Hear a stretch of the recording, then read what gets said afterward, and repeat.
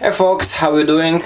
Want to show you, not actually physically show you how I do it, but I want to show you visually, because a couple people ask about how I did those tapered tanks. And I gotta be honest, for a long time I was very scared to do it. I was always worried that it's really hard and that I could ruin the knife, that it's, you know, pretty much ready to be finished, and I never wanted to risk it. Now when I had the blanks, you know, it gave me a little more courage to try it, and it really is easy.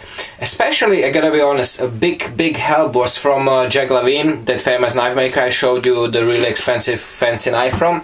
He taught me just the basics, and he said that it's really easy. And there's one important thing to remember. Tapered Tang you do not do for looks, you do it for the function. So even if you mess up a little bit, you know, if it's a little crooked, or just, you know, what sometimes can happen, that you don't grind off the both sides perfectly same way. I think some of the knives, if you really studied one of the first ones I did, you could see that it's kind of a little twisted. It really doesn't matter, because as long as you do it nice on the pattern, it's still gonna, the scales will fit flush. So it's not a big deal, you know. It's just like I guarantee you will have a hard time even noticing it. So it really is for the function you're doing it. You can also, if you're doing the water jet cut, skeletonizing the scales will do pretty much the same exact thing, you know. You can skeletonize the scales really nice and, you know, take off a lot of metal there, and it's gonna do the same thing as if you would be doing the tapered tang. So there's a lot of ways to do the same thing. And what I do is, you've seen the magnet before. By the way, update on the finger. Like a couple of you mentioned before, yes, it did hurt in the morning. I didn't feel a thing yesterday, but when I woke up, my finger was so sore. It was really uncomfortable. My whole day, it was kind of like, it doesn't hurt when you don't do anything, but when I try to press something, when I type on the keyboard, on the phone, it really is uncomfortable. And when I bang it on something, when I like, you know, touch it from the top, it hurts like crazy. Actually did hit it on something in the work today. It was one of the worst pains I ever had in my life, ever. It was really bad.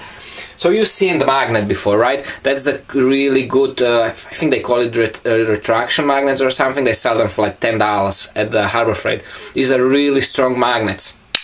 Really strong, because there are two magnets, they are different poles, and when you put the metal on it, it kind of creates an arc, which is really very strong. Because by its own, on one side, it's not that strong, but when you combine them, really strong. So what I do first, you know, let's put it this way, I put the knife like that, ouch, put the knife like that. First rough grind is, I put it, let me show you this way.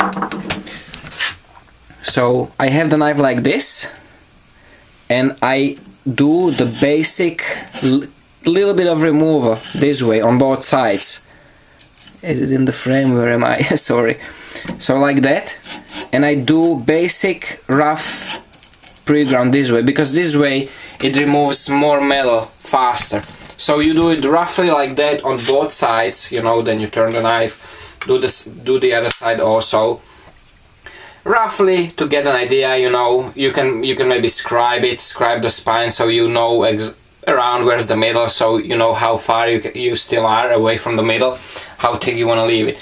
And after that, I just turn the knife up and down and go nicely on the pattern like this. The initial grinding off of that back portion, you know, going like that, I usually do it up to like this, up to like half of the handle. That just gives me that edge, that first initial flat spot, that I'm able to now put the knife into this position. And I already see, when I look from this way, the way you position now, you can actually see the space between the tip of the knife and the platter on the bottom. The tapering I did on this side of the size of the blade, it was about maybe 3/16 of an inch, the space between the tip of the knife and the platter. And you can actually see it, you know, once in a while, every couple seconds, you check how it looks. You see it's gonna start cleaning your original vertical lines, and it's gonna start cleaning up, and the grind will just start keep moving further and further close to the blade. You wanna stop when you have the blade, the grind will stop about where your handle will stop. That's when it's enough, that's what you need. And then back part, like I said, it's up to you how thin you wanna make that back. Same thing for the other side, you just turn it around, you know, flat like that, and that's it. It really is pretty simple. Nice things you don't really have to worry about unless you really actually grind it all the way to the red hot, which I don't. You know, dip it every once in a while, but you're grinding the handle, so you don't have to worry about the heating, ruining the heat treat on the edge. You are, you know, inches away from the edge, so that heat doesn't travel that far. At least the way I cool them down. You know, I cool it down every couple of seconds. It never really even gets like discolored from the heat. And obviously use the roughest belts you have. So because these are, if you do it on the softer steel, it's even easier, but these are already hardened heat treated blades, so it's a little harder, but it really isn't that bad. And me personally, I prefer, I think, doing. I never tried it on the soft steel, but couple of reasons. When you do it on the mild steel, you know, on the soft steel, annealed steel, before the heat treat, you losing the flats of the knife for the heat treat when they clamp it together, so it has little. I think it has more tendencies to warp on you. And or the heat treatment facility you're gonna use might have more problems because of that, because it's not flat.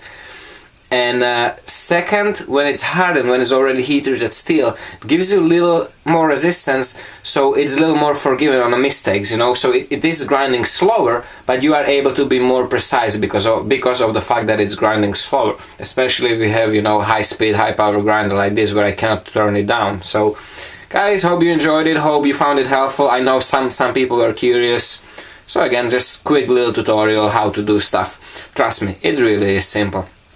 Thanks for watching, guys, take care, stay safe, and remember, don't cut yourself.